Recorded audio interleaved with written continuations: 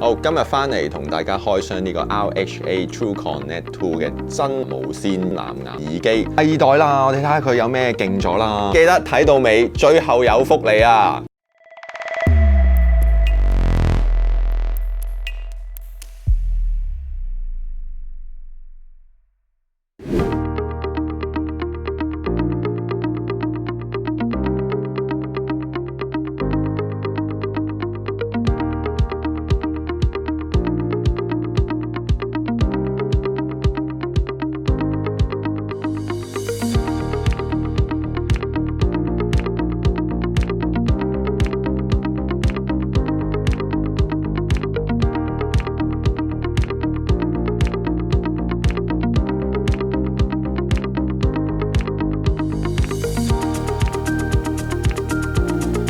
好，大家好，我係 PK， 歡迎你翻嚟 Unlock 呢個 channel 啊！今日我哋已經開箱完呢個 RHA TrueConnect 2嘅無線藍牙耳機啦，咁呢個出到第2代啦，而且咧呢個品牌咧亦都攞咗好多嘅獎。咁我自己咧都攞咗嚟試用咗1個星期啦，完全係用佢噶啦。咁啊，第一樣嘢要讚嘅咧，當然係成個盒嘅設計啦，係一個金屬嘅外殼嚟嘅。而我手上呢個咧係叫做海軍藍嘅顏色啦，開盒咧可以一隻手咧就開到㗎啦，成個盒咧係好實淨啦。咁佢個邊位咧其實就係即係磨砂啦，鋁嘅合金嚟嘅，同埋個質感咧都非常之好嘅。呢度就磨砂，注意嘅有機會佢係比較容易去刮花啦。但係我諗即係你袋喺袋，擺翻喺褲袋或者你嘅背囊咧，應該就冇問題㗎啦。電量咧係好高啊，都有喺 iPhone 啦，同埋喺 Google Pixel 嘅電話裏邊兩邊 switch 用啦，用嚟聽歌啊、睇片啊，成個禮拜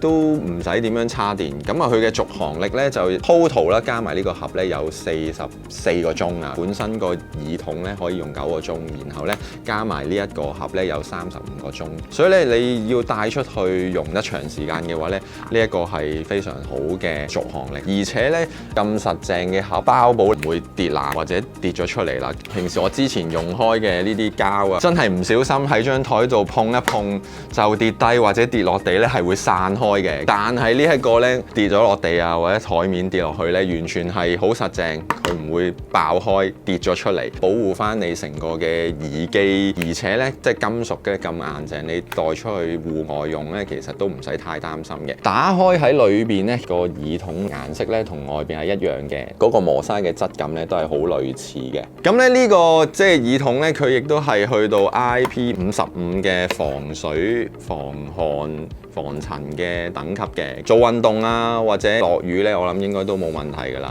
戴上耳仔嗰度咧，其實佢都好輕嘅。雖然咧佢望落去比有啲嘅耳機係大粒，但係戴咗上去咧，其實都好輕。咁啊睇翻喺開箱嘅時候咧，有成排嘅耳塞俾你揀啦。由於呢個耳機咧冇主動抗噪嘅功能啦，所以你佩戴翻合適你自己 size 嘅耳套，試多幾次嘅話，令到個隔音做得好咧，你聽到個音質同埋音訊嘅效果咧會係最好嘅。除咗耳套之外咧，其中一個幾好嘅功能咧就係佢本身有個觸控嘅控制啊。好多時遇到嘅問題咧就係因為呢度冇掣啦，或者得一粒掣嘅話咧，你都仍然需要用個電話出嚟校大細聲啊，或者去轉歌啊。咁佢而家就已經同緊我講嘢咧，點一下咧就可以播歌或者停啦，點2下咧就可以大聲啲啦，或者點3下又可以翻上一首歌，甚至你點實嘅話咧就可以叫翻 Siri 啦、Google Assistant 啦。如果你熟咗呢一個嘅操控咧，基本上你戴住呢個耳機咧，唔使攞個電話出嚟咧，都做到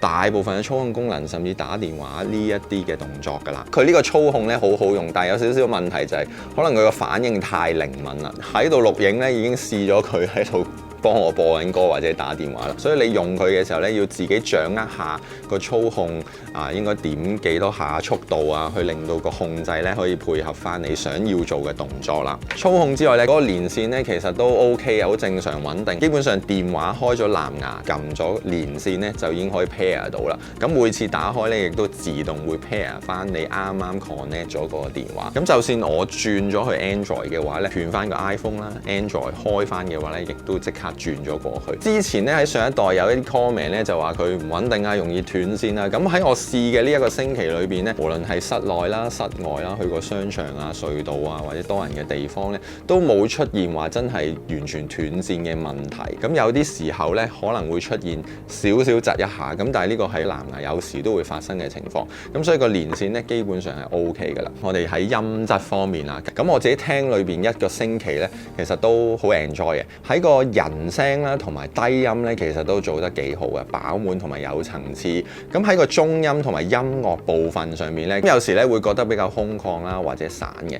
咁可能呢個咧就係個人喜好嘅問題啦，或者睇翻每個人聽嘅情況啦。所以呢個耳機咧，如果你用嘅話咧，用嚟聽翻一啲人聲為主嘅歌曲啦、媒體啦，或者係即係 audio book 啊、電台啊等等呢啲咧，應該係得到最好嘅體驗嘅效果嘅。咁但係你自己一路帶咧聽落適應咗咧，其實又覺得佢成個音樂咧都 OK， 好 balance 嘅。咁所以喺翻呢一個價錢同埋設計嚟講咧，呢一個質素咧都算係唔錯噶啦。有樣嘢咧可以去讚下嘅，就係佢本身咧喺網頁上面咧就去 show 翻呢個耳機咧喺唔同音頻之下嘅靈敏度嘅一個 graph 出嚟。咁好多時咧真係冇乜公司咧會將呢啲嘅資訊分享出嚟，所以個透明度咧都可以幫我哋了解咧呢一個耳筒咧佢嘅優勝之處喺邊啊。戴得藍牙耳機你梗係唔想拎個電話出嚟啦，咁所以通話嗰個嘅音質咧、聲音咧都係一個考慮嚟嘅。咁而呢個 TrueConnect 2咧，亦都講到佢嘅音質咧，通話音質咧係幾好啊！咁我哋試咗幾個 sample 咧，大家可以聽下嘅。Testing， 依家係用緊 RHA TrueConnect 2嘅藍牙耳機，測試緊喺馬路側邊嘅通話收音嘅情況。而家用緊嘅係 TrueConnect 2嘅收音。